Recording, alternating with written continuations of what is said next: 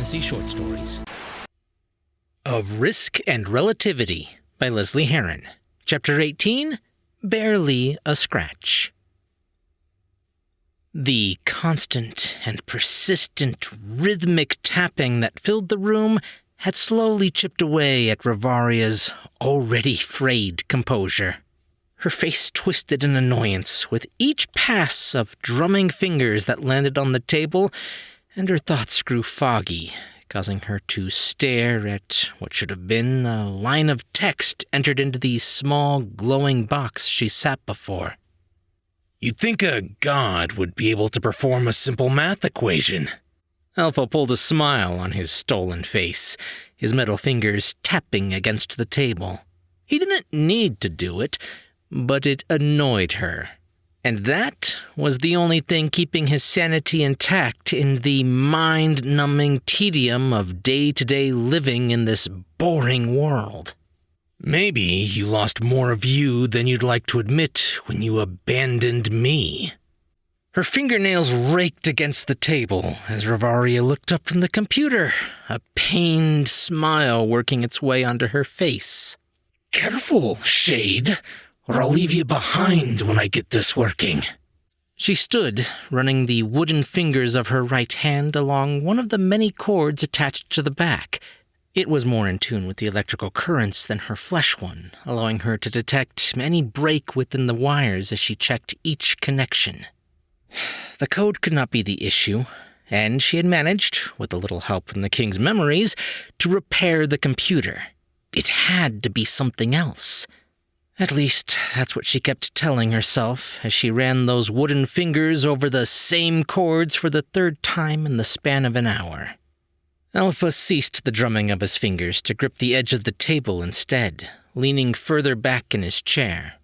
If you get it working, I still say we should be laying siege to that city. And how do you plan on getting past the Golden Dome? You may have commandeered a powerful vessel, but not even your stolen strength will be enough. Rivaria glanced up, her eyes drifting along the cables as they snaked across the floor and the table in sinewy patterns. Actually, wait. That's a much better use of your time. Go do that. I think I'll pass. Then prepare for our guests. They should be arriving soon. She gestured to the door with a pointed finger. Ugh. Alpha rolled his eyes. You know how I feel about bugs. The memory of glittering sand dunes and crawling jeweled insects invaded his mind, causing him to shudder. Why would I want to associate with ones that evolved to speak? The Cavole are a race that has, somehow, managed to survive the crushing heel of the Scholar. They are powerful mages, with direct access to a force that you cannot even comprehend. Rivaria paused. The wires and cables were all attached properly, with no signs of damage, and that earned them her ire. We'll need them for what is to come. The computer was in working order, her code blinking up at her. The interface with the lifeless robotic husk was whole. She pressed the fingers of her left hand to her temple, gently massaging a spot there as if to coerce the answer from her brain. It only left one possibility. Alpha opened his mouth to respond, but instead he turned his head toward the recently repaired window. You hear that? I just told you to prepare for our guests. Perhaps they are... A dark smile crawled across Rivaria's stolen face. Acquainting themselves with the locals. She flicked a lock of hair from her eyes as she turned her gaze up at the swirling jumble of interlocking rings. The Ophanum, a name that was pulled from Elias's memories. Apart from the scant records the old headmasters kept, she had no understanding of how it worked or where it came from, but they had used it to peer into other worlds. Grunting, Alpha climbed to his feet and moved to the window. He leaned against the sill, squinting through one of the open gaps in the glass panes, when a chunk broke free and he danced back. Why do you insist on letting the undead fix stuff? They're terrible at it. He grumbled and squinted down again. The zoom function of his mechanical eye had become quite handy as of late. Looks like a group of Twisted are clashing with our guards. Odd. Did you do something to annoy them? Bother them while they were busy? Rivaria ran her fingers over each ring in turn, looking for marring on the runes. Or slaughter a village? Alpha thought about that for a second. No. One of the rings slipped when she reached it. Disbelief fluttered through her as she looked to the computer and then back. The internal mechanism was loose, keeping it from catching during its rotation. The solution to gaining her own portal to the past could not be that simple, right? Ha! They're retreating already. Pathetic.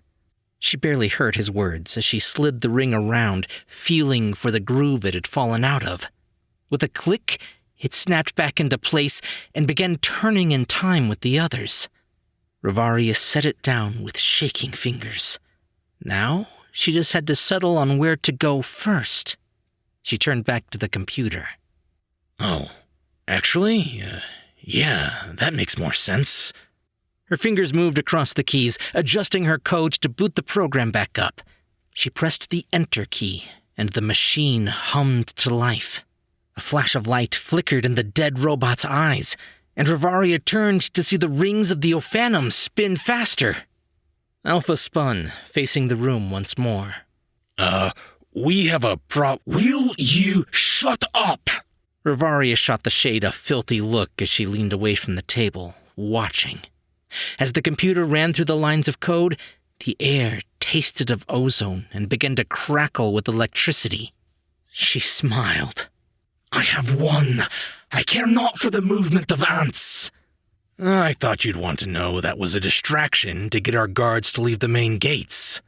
Alpha leveled a shrug at her, loftily waving a hand in the air. Just saying. She blinked back at him. So? I am a god. Who would be so foolish as to... An explosion of sound detonated the silence, following the utter destruction of the door to the room. Splinters and shafts of wood rained down around them along with stone and dust. Through the haze and the deafening ringing in her ears, Rivaria turned to see something block out the light on the other side of the hall.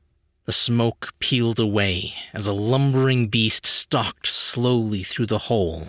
A tiny figure sat atop its head, wielding 2 daggers, both of them aimed in her direction. "Yo, Rivaria! We got a bone to pick with you." She quirked a brow, a slightly amused smile playing around her lips. The bear she recognized, but the other one... Who are you again? The plates in Alpha's mechanical arm bristled. He couldn't recall why. The memory was out of reach, ephemeral and wispy, but the small, knife-wielding menace sent his blood ablaze, and he growled, "Evan." At the sound of his name, the tiny merc spun, catching a glimpse of the second figure in the room, visible through the dust. "Vel? Ha! You're alive?" He shook his hand through the bear's fur. "Change of plans, buddy. We're on a rescue mission now. Operation Rapunzel is a go." She had barely a moment to roll her eyes in contempt when the pair had bounded into action. She swatted away an incoming dagger, sending it hurtling into the wall, and quickly dodged to the side to avoid the charging animal. But a burst of pain ripped through her as claws dug into her knee, dropping her to the ground in a breath. She felt the rushing of air as the beast trampled past her and stared down at the quickly spreading pool of blood from her shredded leg. Rivaria shoved her finger into the red puddle and flung them out, spraying the pair with droplets of blood that turned into a hail of pointed barbs. Tugging against Barry's ear, Evan attempted to change his course of direction to avoid the damage, but the beast was too large. Luckily for them, the shards impacted against his thick hide with little to no effect. Pushing herself to her feet, Rivaria tested her weight against her injured leg. The wound had already begun to heal, but the pain was always the last thing to go. Well, if they wanted a fight, then she would oblige. I was merciful with you last time, beast. Her attention wavered to the computer, still humming happily away. But you test my patience. She slammed her wooden hand into the stone floor, searching out for the presence of living matter. Though the room looked devoid of life, even the wooden support beams could be coerced into doing her bidding. A smile took hold on Rivaria's face as she sensed several long-forgotten poppy seeds swept into a crevice. They blossomed, gently at first, into flowers with bright red petals before twisting into green vines that took the form of a living lance. Using her magic, she sent them flying towards the bear. He took one in the shoulder, without so much as a wince, and the others slammed into the mortar and stone of the far wall. Barry peeled back his lips to let loose a terrifying roar and charged once again. He feinted to the left, to which she responded with a swipe from her wooden hand, but ducked it easily and reared back on his hind legs. Towering above her, over twice her height, he brought down his full weight on those two front paws, claws aimed for her face and chest. Rivaria made to dodge, the fingers of her wooden hand elongating into daggers, when something sharp bit into her calf, once again dropping her to the floor. She cried out as the 1-ton animal crashed down atop her. The wind was knocked from her lungs. No, it was stolen. A red line was tearing itself into existence, cracking the seal of this reality, and the air in the room began to swirl. It was working! But that brief moment of satisfaction nearly cost her her life as she felt 3-inch canines pierce the soft flesh of her neck and jugular. Blood and air gushed past the gaping wound in her throat as the giant animal ripped its jaws free. Rivaria clamped her wooden hand around the injury as she struggled to put some distance between herself and the beast. With her other hand, she sent out a pulse of energy, scattering the shattered remnants of the door and rubble and pushing the bear back several feet. I've had enough! Her words came out as little more than a ragged gasp as she pushed herself to her knees. The wound in her neck had begun to knit closed, and she pulled her wooden hand away, leveling it at the beast. I made you a promise, creature. She smiled as the magic flowed through her body, traveling down the vine-like scars along the flesh portions of her right arm before twisting and twining down to her fingertip. The bear paid her no mind, already charging blindly toward her as she began to scrawl a sigil in the air. Let's see how you fare without that body. In the process of extracting his discarded knife from the wall, Evan turned in time to see the purple rune glow to life. "Barry, look out!" But his cry came too late, and the crackling red of the growing portal was overshadowed by the rushing wind and shockwave of blinding light that nearly knocked him off his feet. Barry's thoughts, however, were solely on the face of his stolen friend, the hollow loss and blind rage allowing him to push through. Rivaria's eyes widened as her spell backfired, but not in the way that it didn't work. Instead of an animal hurtling toward her, it was a hulking man, hardly changed in size. A wild tangle of coppery brown hair swirled around a terrifying face with deep-set golden eyes. Muscles rippled beneath a threadbare school uniform that was too tattered to recognize. Ignoring the burning pain of the barb still embedded in his shoulder, Barry wrenched the goddess up in his hands, and screamed in a feral way his years of being a bear had taught him, spittle frothing from his mouth as he shoved her through a stone column. She would pay. What little confidence and oxygen she had gained in that brief moment before the spell went off, Rivaria lost as she felt her spine wrap around the wooden support beam as the stones crumpled and crunched beneath the force of the Northman's attack. She had barely sucked in a gasp when he pried her free of the rubble and launched her across the room where she slammed into the repaired wall, causing several portions to collapse inward on top of her. At the dark chuckle above her head, Rivaria glanced up at her rogue shade. Are you going to help me? Lifting a brow, a crooked grin spread across Alpha's face. Nah, you're doing great. She spit out a mouthful of blood and several curses as she extricated herself from the rubble and stood. From the far end of the room, the red tear in reality began to widen, bringing in more wind and crackling energy. Her heart skipped a beat, and she lunged, making for the portal with a growl. She could deal with these pests later. "She's trying to flee!" Leveraging a broken wooden beam wedged between two stone slabs, Evan launched himself into the air, bounding off the long wooden table, and dove for the goddess, swinging his knife in hopes to intercept her. The blade sliced through the flesh on the right side of her face, and Rivaria twisted, ready to plunge that clawed hand down into the tiny creature, when a glowing shield sizzled into existence and repelled her attack with a painful jolt. The pair of them glanced across the room toward the once beast.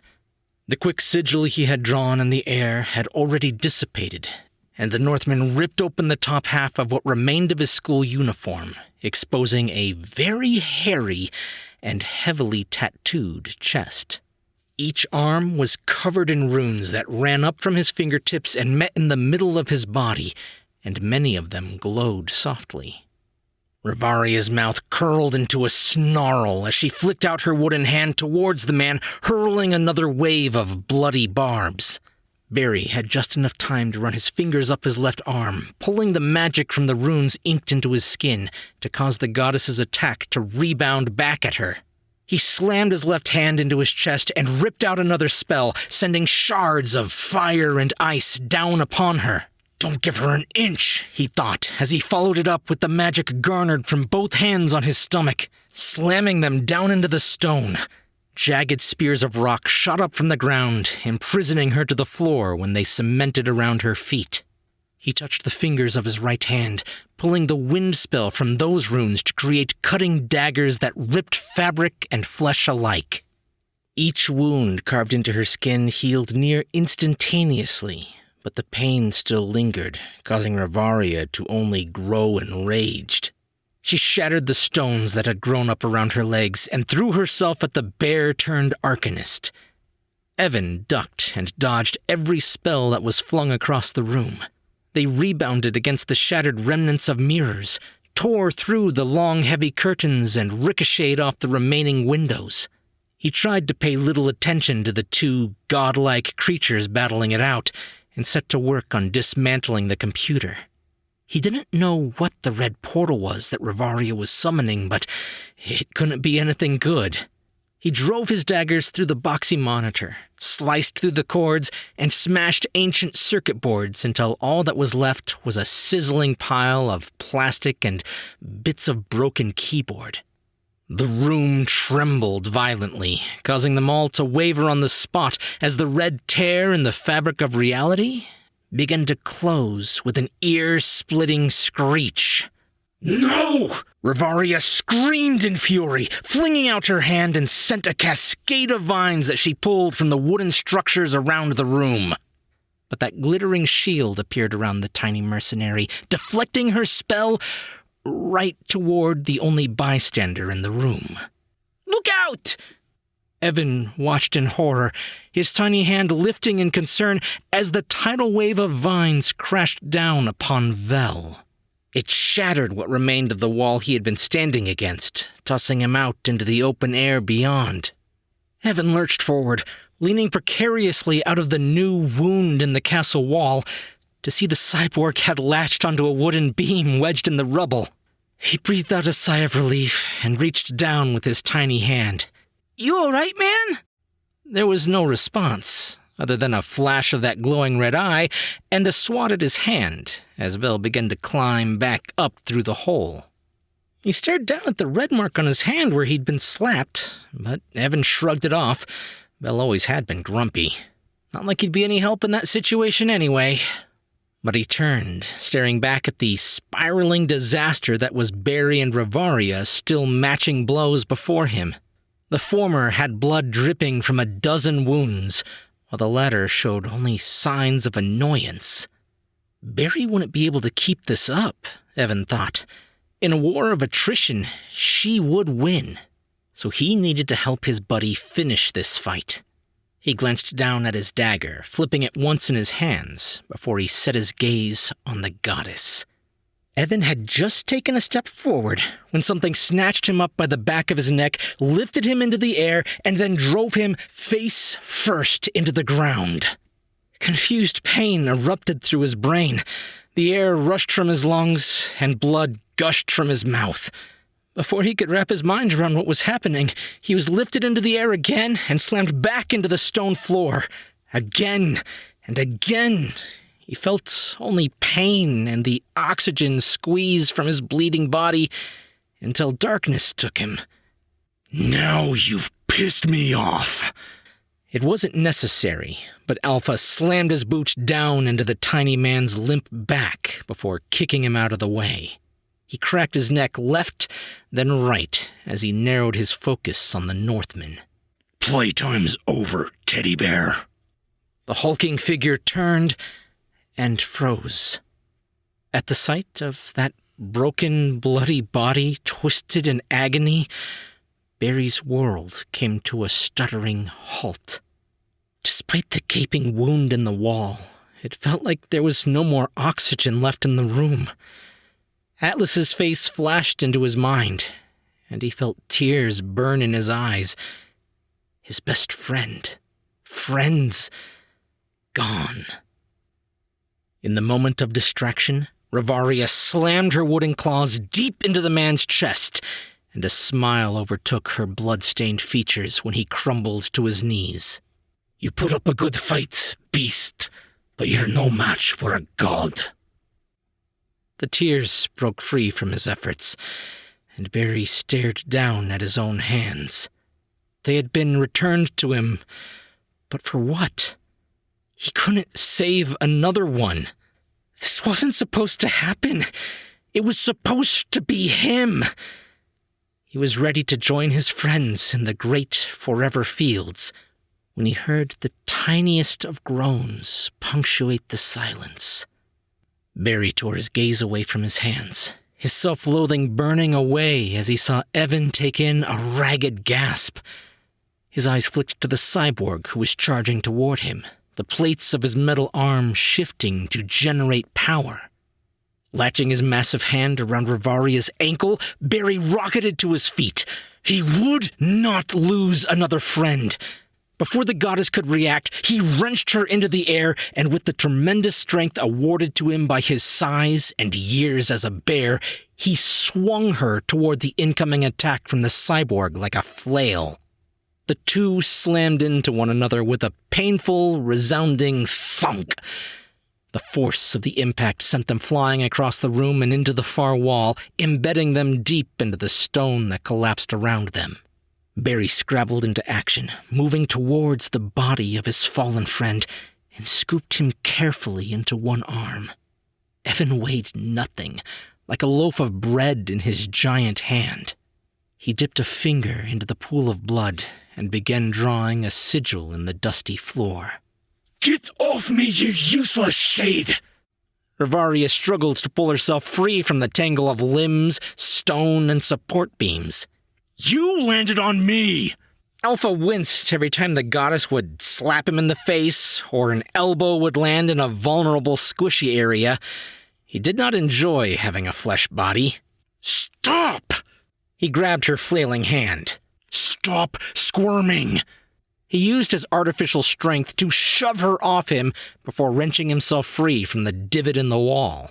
Swaying on the spot, Alpha shook his head once, hoping to reorient himself, when he spotted the giant Northman. A growl emanated from deep within him, and he flexed his fingers before launching into a run. Barry ignored the cyborg charging towards him, and instead slammed that hand down on the bloody rune. He climbed to his feet, clutching the limp figure of Evan tight against his chest, and vaulted towards the destroyed wall. Confused, Alpha skid to a stop as two things happened at once. A bright, pulsating ball of light shot up out of the bloody mark on the floor, and the giant man dove through what used to be the window. What the? The orb detonated, and the world went white, and then transcended to pain as the earth beneath his feet began to rumble. Outside the castle and plummeting towards the ground, fingers fumbling over a long-forgotten rune, Barry managed to finish the spell for his planar hop just before he impacted the earth. A swirling gate appeared, swallowing him whole, and spat him out several 100 feet away. He closed his body around his tiny friend as he crashed through thick branches of a forest before landing on his back in a bed of brambles. He climbed to his feet, using his free hand to brush the thorns from his thick skin, and glanced down at the figure clutched in his arm like a baby. Evan had drifted into unconsciousness, but he was breathing, albeit sluggishly. Barry let out a long growl as a shaking hand began to draw the runes for another planar portal. Hold on, little one. I will find you help. He glanced up over his shoulder and could see the beacon of searing light, hot as the sun, burning from the open gap in the topmost floor of the tower. A tickle of a smile hid beneath his mustache. Atlas would have been proud. Screaming with the effort, Alpha forced his way towards the epicenter of the spell. Only his mechanical eye could see it clearly, screening out the blinding light and pain with a filter. The orb was pulsating, pushing him back with each step he made. But finally, he managed to wrap his metal fingers around it. It was small, like a marble in his hand, and he grinned when he crushed it in his grip. The magic faded with a pop, leaving Alpha to stumble around the room, nearly blind and deaf. He was rubbing at his eyes with his fists as he struggled to shake the ringing from his ears. What was that? Rivaria, leaning against what remained of the table, blinked several times. If I'm not mistaken, that was a son of Kunskap. She stared down at the tattered state of her borrowed clothes, sighing as she pulled off what remained of her vest. They aren't supposed to be able to wield magic anymore. They haven't in centuries. Alpha spat on the ground. He's a dead man if I ever find him. She laughed at that thought. If she, a goddess in her own right, could not take down that bear of a man, her worthless shade had little to no chance. Rivaria was about to voice this opinion when she took in the sheer damage the room had received from both the light spell and her own efforts during the fight. The computer was in pieces, too many to count, and the robot was merely a smoking, singed pile of metal, but all that could be replaced so long as... She glanced around quickly, her heart climbing into her throat. There, glinting up at her from beneath the husk of the monitor, the Ophanum. She fell to her knees as she unburied it. The rest would have been child's play to rebuild, but the relic, it was one of a kind.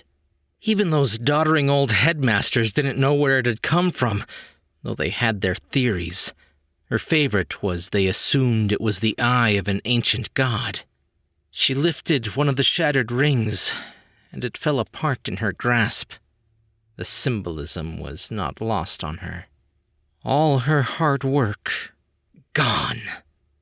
With a cry of rage, Rivaria slammed her fists into the rubble, shattering the scrap and smashing what remained of the Ophanum. There was a pop of light, and the center of the device pulled back to unveil itself to her. Her rage called on her to smash that too, blow after blow raining down on it. But no matter how she tried, it would not break.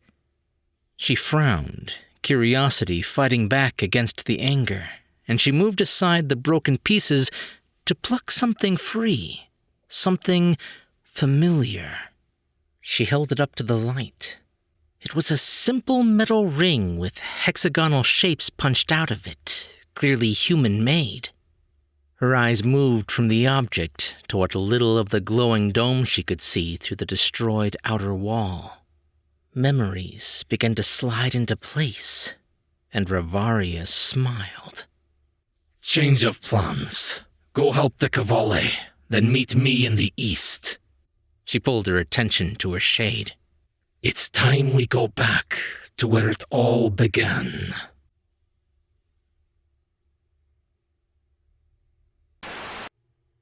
You've been listening to Of Risk and Relativity by Lesley Herron, Book 5 in the series here on Tall Tale TV.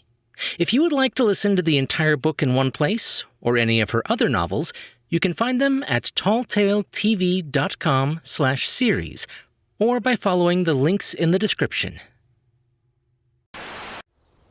Okay, thank you guys for coming. So, you all know what you're doing, right? Sure. Easy. Good. Then on my count, we... Excuse me. Yes? What is it this time, Harvey? Havoc Bone Splitter. Havoc. Sorry. What's your question? It's just, can we go over the plan one more time? Come on, enough already, guys. It's fine. The plan is yous all go over that way and make a big old ruckus to distract the guards, right? Then me and Barry here, we sneak into the castle and... That bit right there. That's what I don't understand. What, you distracting the guards? No, the part where a gigantic bear sneaks past them. How are you supposed to do that? What do you mean? What? He's a bear! Bears aren't exactly nature's stealthiest creatures, now are they? Now that you mention it, I didn't think of that. Have you ever seen a bear sneak before? No, nobody has. Exactly. What? Just trust me, Harvey. You do your job, we'll do ours. On 3. 1, No, wait, 2, 3. Fine. For glory! Make it count, boys. Wait, where'd the bear go? Look, they're already in the castle. What? How? Bears really are sneaky. I'm never going in the woods again.